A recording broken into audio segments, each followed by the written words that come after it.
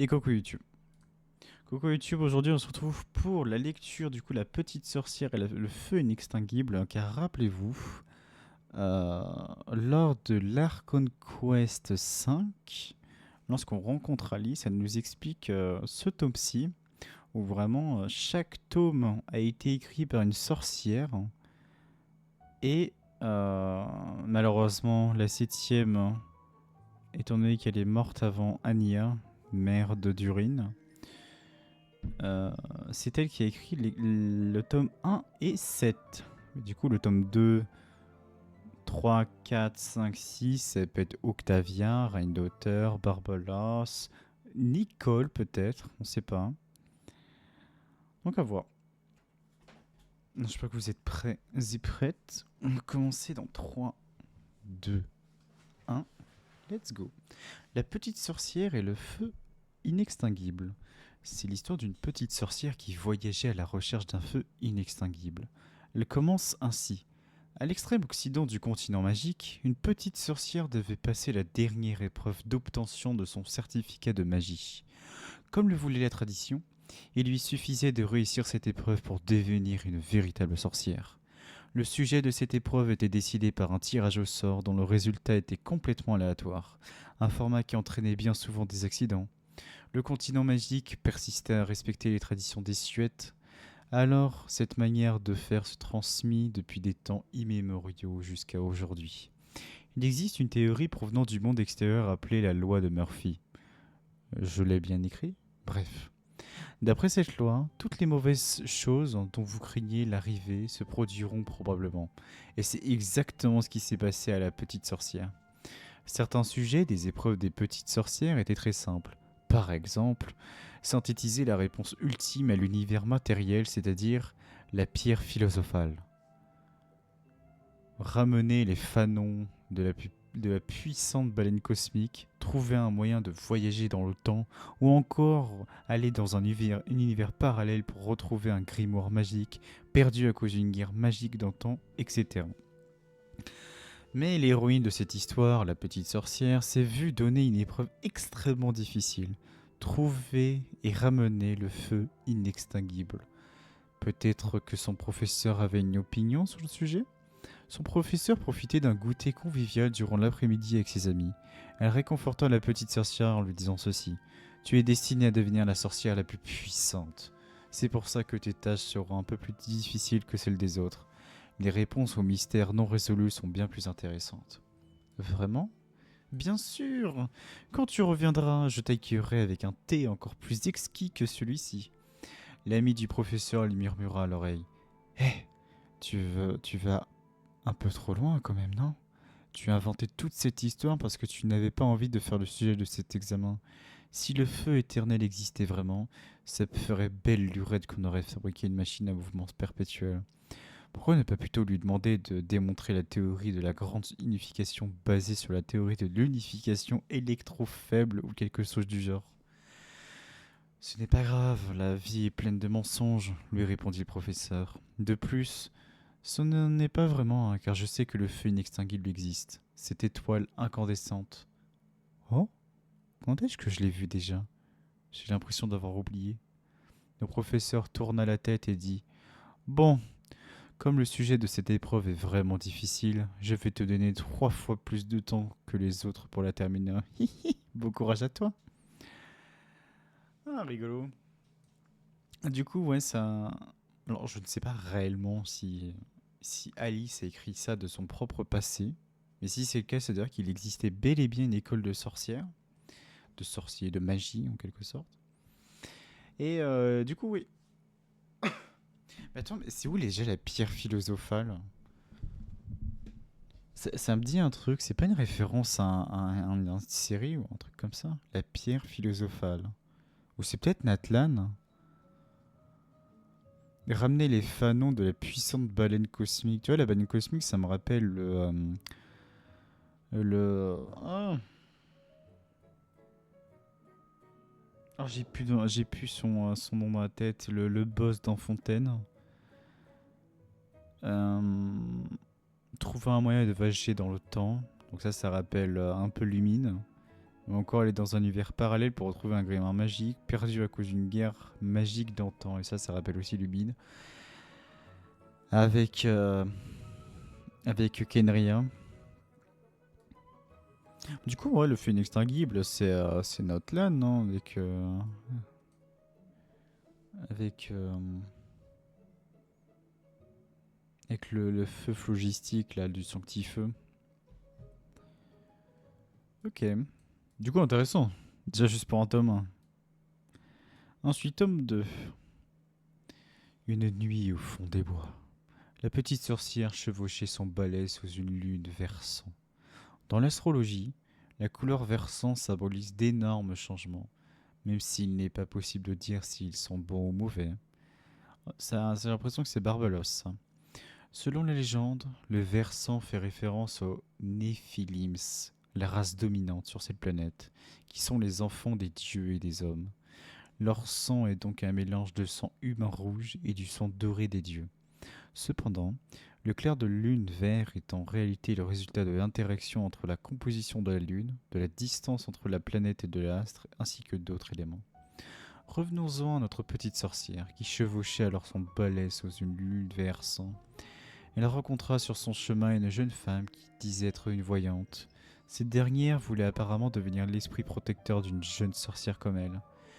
Mais avant cela, la petite sorcière lui posait une question. Une voyante peut-elle vraiment prédire les destins? L'intéressé l'expliqua alors à la petite sorcière le fonctionnement de ses pouvoirs. En voulant simplifier ses explications, elle formula les choses comme suit. Dans notre monde, les étoiles sont des fils dans le ciel qui influencent les gens ici-bas, tandis que dans d'autres mondes, les sujets de recherche en astrologie sont l'énergie elliptique solaire, l'énergie des lunes satellites, l'énergie de la direction des planètes, ainsi que de la volonté des cieux, l'énergie parasite dispersée des étoiles lointaines et l'énergie sombre de l'univers noir comme de l'encre. Bien sûr, cela ne veut pas dire que ces effets n'existent pas sur notre monde, mais ils sont affaiblis par l'immense barrière céleste. L'astrologie des autres mondes est donc bien plus abstraite que celle pratiquée de chez nous. Ok, donc c'est marrant. Vraiment, Barbelos a dit... Enfin, elle stipule du coup qu'il existe encore bien des mondes malgré l'abysse qui est à l'extérieur de la barrière céleste, d'après ce qu'elle dit. Et du coup, c'est pour ça qu'on n'a pas non plus cette influence des mondes, des étoiles et tant d'autres. Mais ok. L'astrologie des autres mondes est donc bien plus abstraite que celle pratiquée de chez nous. D'ailleurs, les autres planètes catégorisent les objets célestes réels comme étant des astres, gouvernants, et ceux qui sont imaginaires comme des astres fictifs. La planète de la petite sorcière ne fait pas exception à cette règle. Voyez-vous, nous qualifions aussi la volonté qui vient du ciel et qui influence notre destinée d'autorité céleste. Des formes de vie intelligentes vivent en général sur les astres gouvernants qui sont au nombre de 7. Les 7 archons. De ce fait, ils sont appelés les 7 autorités. Quant aux astres imaginaires, leur nombre varie entre 1, 2 et 4. La planète de la petite sorcière en est probablement 1. Si elle existait réellement, son élément fictif serait le soleil sombre. What? Intéressant. Attends, je vais relire. Quant aux astres imaginaires, leur nombre varie entre 1, 2 et 4. Les astres imaginaires? Parce que du coup, les astres gouvernants, c'est les archons, les 7.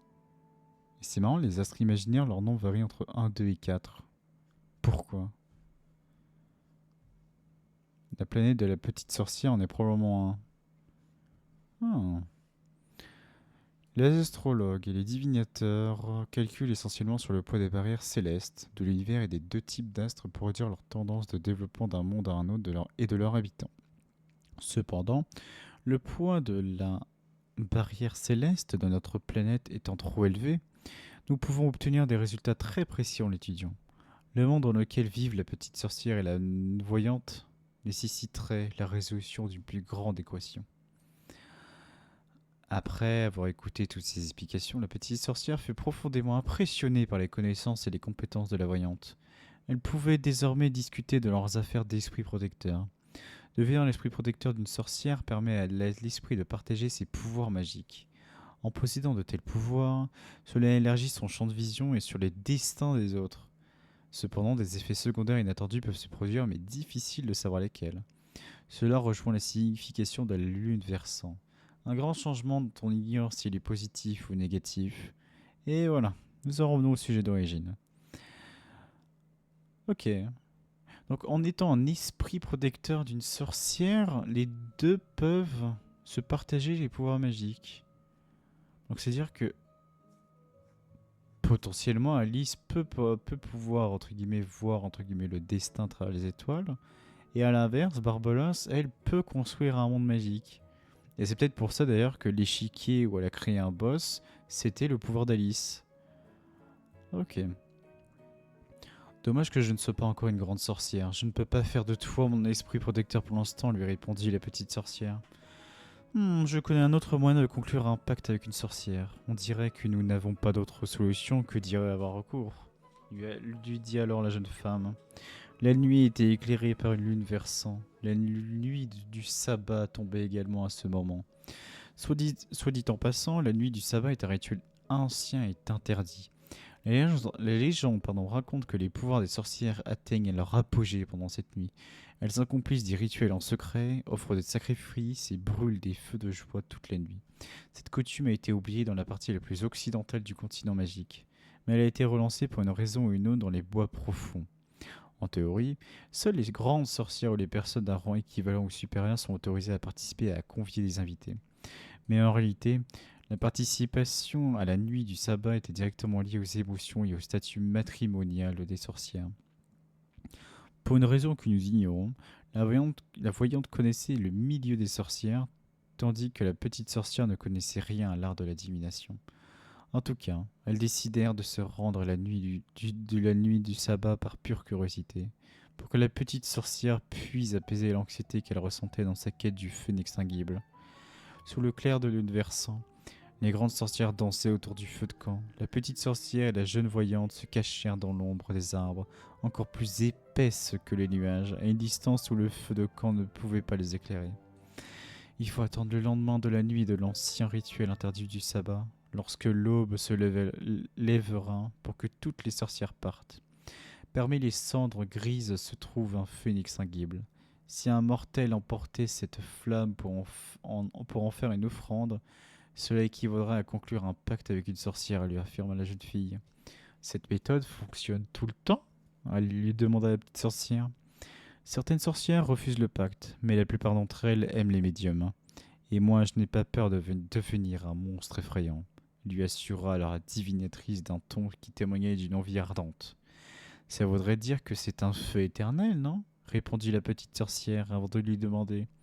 Et si jamais je prenais feu, que se passerait-il Sous le clair de lune versant, les grandes sorcières chantèrent une chanson bien à elles. Si tout se passait comme dans l'opéra des sorcières, il n'y aurait plus de raison d'être amer. Notre sabbat se termine avec éclat. L'histoire ne s'arrêtera pas, car chaque nuit qui suivra sera la nuit des sorcières. La petite sorcière qui écoutait dans l'obscurité ressentit comme de la honte dans son cœur. Non pas parce qu'elle craignait que parmi les grandes sorcières présentes pouvaient se trouver les professeurs, la directrice ou la doyenne de son école. Elle était sûre qu'aucune de ses connaissances n'était là. Elle connaissait tout le monde dans l'établissement. Dans l'école où la petite sorcière allait, les relations entre enseignants et élèves étaient assez détendues, mais il existait un classement selon l'âge. Les élèves des différentes enseignantes, étaient également autorisés à se parler hors des cours. La création de ce système remonte à l'avènement des sorcières de l'Ouest, il y a très longtemps.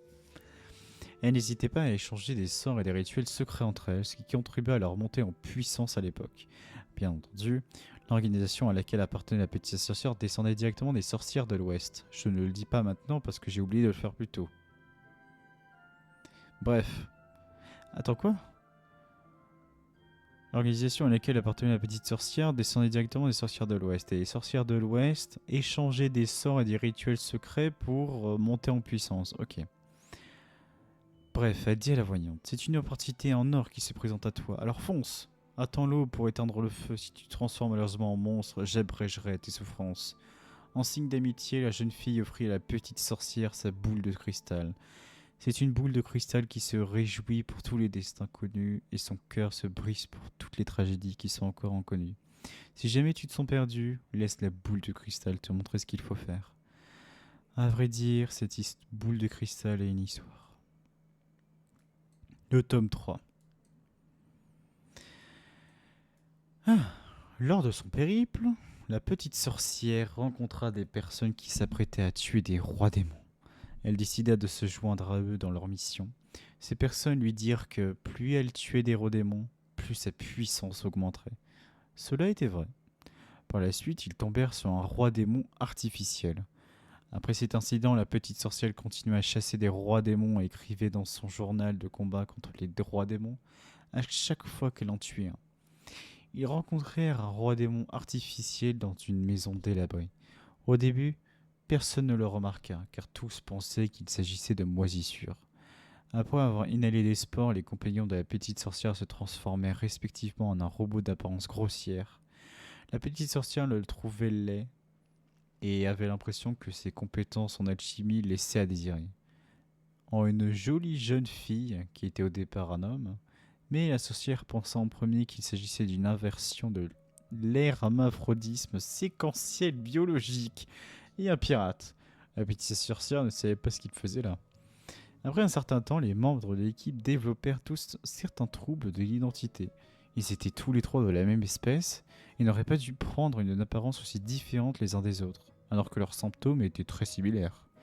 La petite sorcière découvrit que la moisissure avait une conscience, ce qui lui permettait de transformer les êtres vivants en ce qu'ils rêvaient d'être. Elle ne se transforma pas, car elle était satisfaite d'être elle. Elle décida alors de tester les propriétés spéciales de ce champignon. La petite sorcière essaya de manger une partie de la moisissure et découvrit qu'elle était comestible sans aucun effet secondaire. C'était peut-être une erreur de considérer cela comme de la moisissure, mais la moisissure bleue qui se développe sur certains fromages était aussi comestible, alors elle pouvait continuer à le faire. Il convient de noter qu'après avoir coupé un morceau de moisissure, ses filaments disparaissent aussitôt. C'était probablement un signe d'intelligence collective rudimentaire.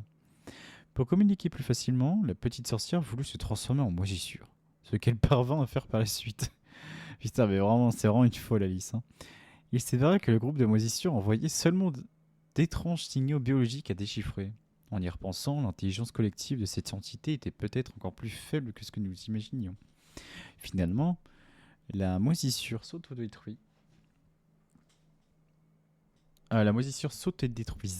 et la petite sorcière put déchiffrer son mode de communication. La moisissure traversait une dissonance dans la perception et dans la compréhension d'elle-même en voyant la petite sorcière se transformer en elle. Les signaux qu'elle envoyait constamment étaient en réalité des questions de nature philosophique. Qui suis-je ? Son intelligence était bien plus élevée que nous imaginions. Les membres de l'équipe désormais guéris affirmèrent à la petite sorcière que c'était un roi démon artificiel. Il était bien un roi démon, mais appartenait à une classe différente. Dommage, la petite sorcière aurait voulu l'observer davantage et en prendre des notes. Ensuite, la petite sorcière et son équipe rencontrèrent le roi démon Tamia. Cette fois, ses coéquipiers la prévinrent que cette créature était une sorte de roi démon. Il faisait partie de la même catégorie qu'un roi démon ordinaire, mais d'une classe différente. Le roi démon Tamia avait l'air féroce.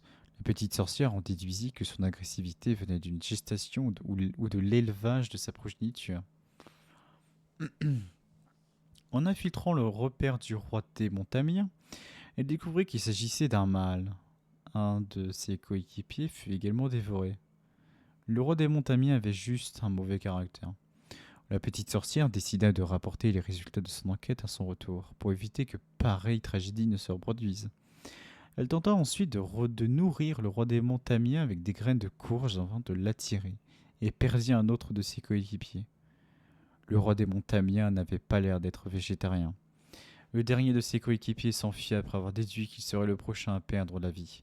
Ces déductions étaient incomplètes car le processus et la conclusion étaient erronées. De la viande de sanglier des forêts et de première qualité fut ensuite utilisée pour attirer le roi démon Tamia dans le piège. Sa graisse et sa fourrure le rendaient résistant au feu et à la glace. Bien qu'il n'eût jamais été disséqué, les résultats montraient qu'il pouvait respirer sous l'eau. Finalement, Le roi démon Tamien fut éliminé en vidant l'air de son environnement, ce qu'il semblait ne pas supporter. Beaucoup de rois démons semblent puissants, mais ils avaient tous leurs faiblesses. Il en allait de même pour les créatures alchimiques. En fin de compte, la petite sorcière dut affronter un roi démon standard qui appartenait à la famille des primates. Ok, je sais pas du tout qui aurait pu écrire ça. Pour moi, ce serait Reine d'auteur. Parce qu'on parle vraiment de biologie, d'alchimie de temps à autre. Et de roi démon artificiel, un peu comme du urine maléfique. Mais ok, intéressant. Par contre, c'est marrant que la petite sorcière ait sacrifié 2-3 personnes pour ses expérimentations. Tome 4. Ah, en fait, c'est juste une suite de ça. Elle trouva le grand roi démon. Si vous vous souvenez bien, plus elle tuait, éliminait des rois démons, plus ses pouvoirs se renforçaient. De ce fait, la petite sorcière devint redoutable. Le grand roi démon n'était pas de taille face à elle. Peux-tu vraiment tuer une forme de vie qui semble humaine et dotée d'intelligence lui cria le grand roi démon dans une tentative désespérée de survivre. Tu as raison, je n'avais pas de toute façon l'intention de te faire quoi que ce soit, lui répondit la petite sorcière. Mon objectif est de trouver le feu éternel. Je ne l'ai pas oublié. La recherche, l'observation et l'élimination des rois démons n'étaient même pas un moyen d'y parvenir, mais d'accumuler une force de base. La petite sorcière utilisa quelque chose. Je ne sais pas ce que c'est parce que je n'y connais rien en magie ou en occultisme. Pour ligoter le grand roi démon avant de le ramener dans la grande ville à proximité. La petite sorcière s'était présentée pour son évaluation en tant que stagiaire des sorcières de l'Ouest. Bien entendu, elle avait un document pour prouver son identité. Il lui permettait de voyager entre différents royaumes des mortels. De plus, il était extrêmement difficile de falsifier ce document, ce qui lui évitait des situations clichés bien embarrassantes. La maire de la ville était dans une position difficile. D'ailleurs, ce pays était une confédération d'États assez accommodante. Puisqu'il y avait une mère, cela signifiait l'absence de système aristocratique ou basé sur l'hérédité. Bref, la question du roi démon était délicate pour elle. Souvenez-vous, la race dominante sur cette planète s'appelle les Néphilim, et qu'ils sont le résultat d'un mélange entre les hommes et les dieux. En fait, les grands rois démons sont répartis dans les catégories suivantes. Classe des rois démons, ordre des rois démons et Néphilims. Puisqu'ils sont appelés la race dominante, ces derniers sont bien entendu plus puissants que les mortels en général. La trame de l'histoire indique que l'existence d'un métissage entre les hommes et les... Non, la trame de l'histoire indique l'existence d'un métissage entre les hommes et les dieux. De ce fait, il y a aussi des dieux. En prenant du recul, les Néphilims disposaient également d'un certain degré d'immunité. S'ils blessaient 5 personnes au moins, ils ne pouvaient pas être jugés selon la loi des mortels et devaient être extradés vers le territoire des Néphilims. Le grand roi démon n'avait mangé que des milliers de sangliers des forêts de poulets. En bref, cela se transformait en question de diplomatie et de politique. Bien sûr, la mère pouvait mettre cela sous la responsabilité des sorcières de l'Ouest, mais elle risquerait de se mettre toutes les sorcières du continent à dos. De plus, la mère était aussi une amie de la petite sorcière. Elle ne ferait jamais quoi que ce soit qui puisse nuire aux autres sorcières. Après un peu de rhétorique diplomatique, une politique conciliante et la mesure du pour et du contre, le grand roi démon estimait qu'il fallait se venger sur la bonne personne. La cible de sa vengeance ne se limitait désormais donc à la petite sorcière. Mais il ne pouvait pas la battre, alors tant pis. Pour finir, je pense que vous vous souvenez de la boule de cristal, non ? Comme la petite sorcière avait perdu son objectif de quête à ce stade, elle décida de sortir l'objet pour y jeter un œil. Tome 5. Un visage familier apparut dans la boule de cristal. C'est ta professeure de magie qui te parle. L'épreuve est terminée. Tu n'as pas réussi à obtenir ta licence de sorcière. Ah merde! Oh la tristesse. La petite sorcière se précipita vers l'endroit où sa professeure se trouvait. Elle voulut lui demander pourquoi l'épreuve avait pris fin et pourquoi elle ne pouvait pas devenir une véritable sorcière. Elle voulait lui jeter des objets, même si elle ne jetterait que ceux qui ne se casseraient pas et qu'elle pouvait soulever tout en évitant la tasse de thé préférée de sa professeure. Alors, où est-ce que j'en étais? Nanana. Ok. Elle était même prête à briser sa deuxième tasse de thé préférée pour montrer à quel point la situation était grave. Elle l'avait évidemment acheté elle-même, ce n'était pas un cadeau de ses amis. La petite sorcière appréciait ses cadeaux autant que ses amis et n'y toucherait jamais lors d'une crise émotionnelle. Octavia est de retour, parle du bon vieux temps avec elle. La professeure lui dit calmement au moment où elles se revirent. En un instant, les émotions que la petite avait emmagasinées, brassées, fermentées, mijotées, et dont elle avait répété la façon de les exprimer d'innombrables fois avaient disparu. Octavia était l'une de ses bonnes amies, et celle de la vieille sorcière des légendes. Octavia, c'est celle qui a créé le monde Miliastra, hein, que tout nouveau mode de jeu. Sa maison fut détruite, mais elle n'eut pas le courage de résister et entreprit donc une vie d'errance éternelle. Elle vit de nombreux mondes et raconta à la petite sorcière maintes histoires sur le ciel qui se trouvait au-delà du ciel. L'univers tout entier est sur le point de mourir. Les choses ont dépassé les bornes. Il y a quelque temps déjà, mais elles sont sur le point de se dégrader très rapidement. Octavia était assise dans une cour baignée de soleil. Elle versa du thé dans leur tasse préférée. La petite sorcière tira une chaise et s'assit. Tu es revenu bien soudainement, dit-elle. Nous ne t'avons même pas préparé de chaise, tu es probablement assis sur la chaise de la vieille sorcière. De nombreuses étoiles à travers l'univers se sont éteintes. Je ne sais pas combien de temps il nous reste, déclara Octavia. C'est pour cela que je voulais revenir te voir. Tu penses que c'est pour ça que ma professeure et les autres ont arrêté toutes les épreuves de la licence de sorcière? Parce que tu es revenu pour leur annoncer cette nouvelle? Demanda la petite sorcière. Peut-être. Dans un monde pareil, toutes choses perdent leur sens. Tu n'as plus besoin de devenir une sorcière. Dans ce cas, je ne suis plus fâchée contre ma professeure, dit la petite sorcière.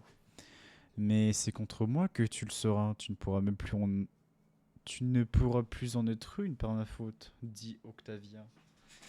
C'est intéressant ça. Euh, de nombreuses étoiles à travers l'univers se sont éteintes. Je ne sais pas combien de temps il nous reste. Je sais pas si c'est bon, c'est une référence il y a des centaines, des milliers d'années. Hein. Mais est-ce que c'est également ce qui se passe aussi à l'heure actuelle? Oui, si tu partais sans jamais revenir, telle fut la réponse de la petite sorcière. Et je vais aller te chercher une chaise dans la chambre. Je peux juste rester assis sur la chaise de la vieille sorcière, non? Elle est trop âgée pour se lever maintenant. Tu ne peux pas faire ça! Cette chaise lui appartient, tout comme ta chaise est à toi, argumenta avec sérieux la petite sorcière auprès d'Octavia. À chacune sa chaise. De cette façon, leur souvenir sera présent malgré leur absence. Nous ne pouvons donc pas nous asseoir sur la mauvaise chaise. Octavia laissa échapper un léger sourire. Pour s'excuser d'avoir mis fin à l'épreuve qui aurait permis à la petite sorcière d'en devenir une grande, elle lui annonçait une nouvelle. Du coup, le feu éternel existe réellement. Il se trouve secoué par les vagues du temps, passant par le vortex où convergeaient d'innombrables causalités, transperçant d'innombrables fils de l'intrigue, elle rata bien des choses. Même la cérémonie d'adieu de la grande sorcière qu'elle admirait se termina dans la solitude sans qu'elle puisse y assister. Quoi qu'il en soit, la petite sorcière a traversé toutes sortes de défis hasardeux et de choses absurdes pour se présenter à la vieille sorcière.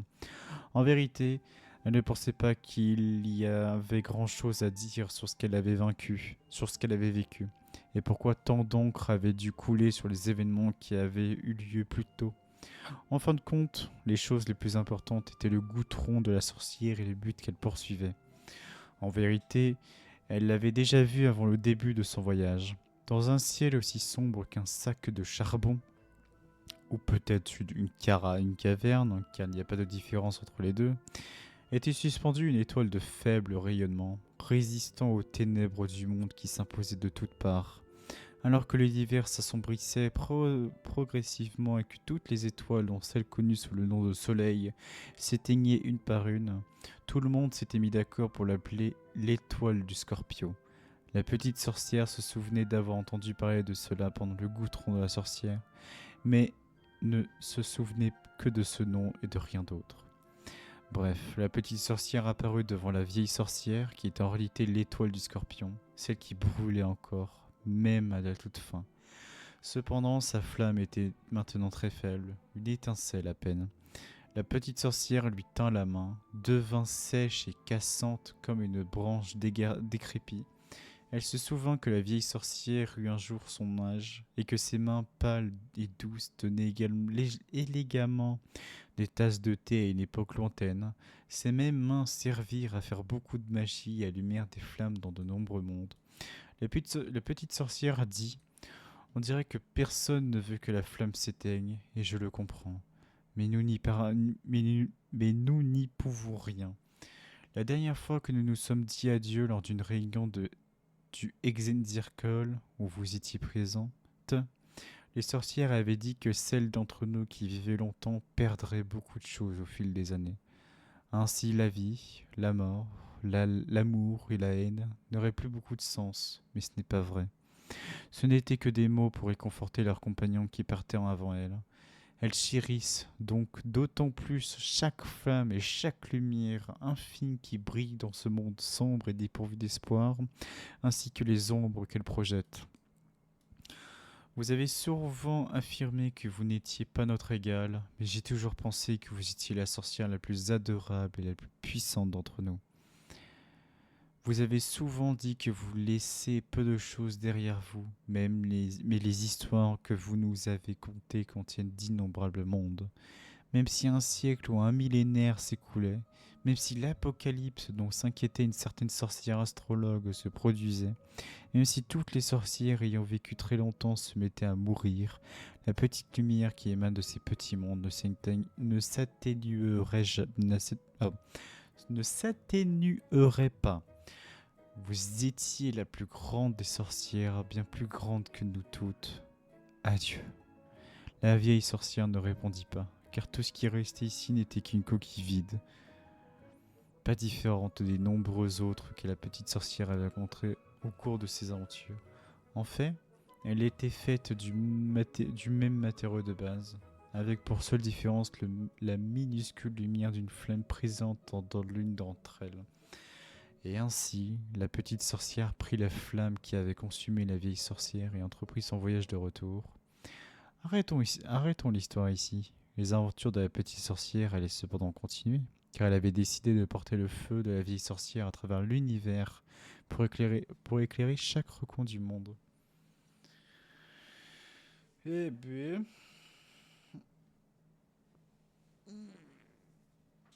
Non, c'est intéressant, hein. C'est vraiment intéressant. Donc, c'est-à-dire que même à l'époque, avant vraiment qu'on la connaisse, ça doit remonter à des centaines d'années, Alice était considérée comme la meilleure des sorcières. Enfin, avant, bien sûr. Enfin, après le décès de la plus grande des sorcières. Donc, intéressant. Ah, c'était très très cool, hein. Bah, c'est bien, ça donne un peu plus de nouvelles sur ce qui se passe par rapport aux sorcières, etc. Ça donne un peu de news. Mais du coup, ouais, je pense pas qu'il y avait Nicole. Normalement, la partie 7, c'était Anya, mais voilà. Malheureusement, c'est le tome d'Alice. Très très cool. Mais oui, du coup, ouais, hein, elle peut voyager à travers les mondes, hein. Je pense que maintenant, on a très bien compris. En fait, je pense que littéralement, elle peut tout faire, Alice. C'est pour ça qu'elle s'en fout, entre guillemets, de la punition des Shades. Je pense qu'elle a les mêmes pouvoirs qu'une Shades en termes de puissance. Donc c'est pas mal. J'espère que ça t'a plu, tu vois, cette petite lecture. Il y en aura souvent, hein. De toute façon, l'objectif c'est de lire tous les livres qui existent à l'heure actuelle. Donc on en a du chemin, mais bon, on va réussir, hein. Un petit bisou. Et aux prochaines vidéos. Ciao, ciao.